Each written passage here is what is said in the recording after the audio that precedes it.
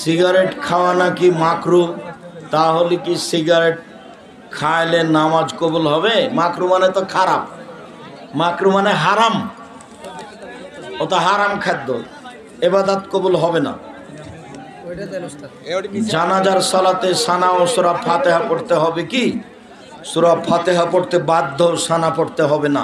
আল্লাহু আকবার, আউযুবিল্লাহ, বিসমিল্লাহ, সূরা ফাতিহা, বিসমিল্লাহ অন্য একটা সূরা, আল্লাহু আকবার, দুরূদে ইব্রাহিম, আল্লাহু আকবার, বিশেষ দোয়া, আল্লাহুম্মা গফির লাহু ওয়ারহামহু, শেষ।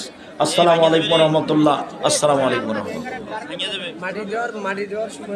বিসমিল্লাহ বলে মাটি দিবে, মিনা খালাক রকম বাতিল বিদাত। শেখ আপনি এক বক্তব্যে বলেছেন কাবা ঘর হিন্দুদের টাকায় তৈরি। হ্যাঁ, তো ঠিকই বলেছি তো। মুহাম্মদ সাল্লাল্লাহু আলাইহি সাল্লামের বাপ চাচারা কাবা ঘর তৈরি করেছেন, তারা কি মুসলমান ছিল? তারা ছিল পৌত্তলিক মূর্তি পূজক। কাবা ঘরে 360টা মূর্তি ছিল, তাহলে অমুসলিমেরাই কাবা ঘর তৈরি করেছে, এ কথাই ঠিক। হিন্দুর টাকা দিয়ে ইফতার করা যাবে, হিন্দুর টাকা দিয়ে মসজিদ নির্মাণ করা যাবে। কচ্ছপ, কুচে মাছ, কাঁকড়া খাওয়া যায়, রুচি হলে খাবে। যে ব্যক্তি পীরের মুরিদ এবং নেশাদার দ্রব্য পান করে, তার পিছনে সলাত হবে কি? আপনার হবে, তার হবে না। আপনার সলাত হবে, তার হবে না। বাংলা অনুবাদ সহ কোন কোরআন শরীফটা ভালো? দেখেন কোনটা ভালো।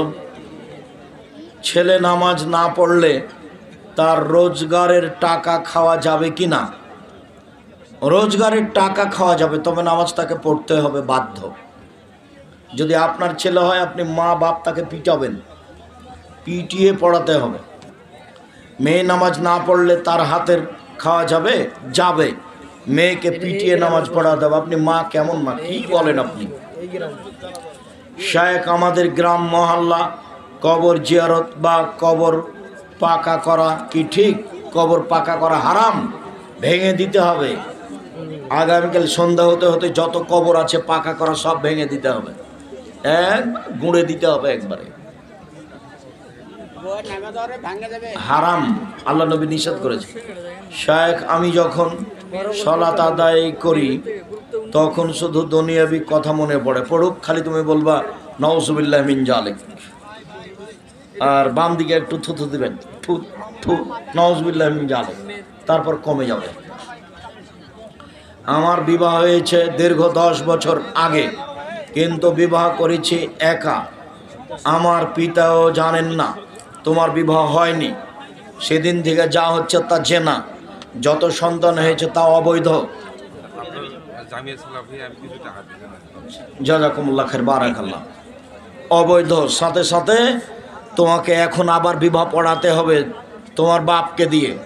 তোমার বাপ যদি না থাকে তাহলে তোমার চাচা, তোমার চাচা যদি না থাকলে তাহলে তোমার নিজ ভাই, নিজ ভাইকে দিয়ে দুজন সাক্ষী দিয়ে বিবাহ পড়াতে হবে।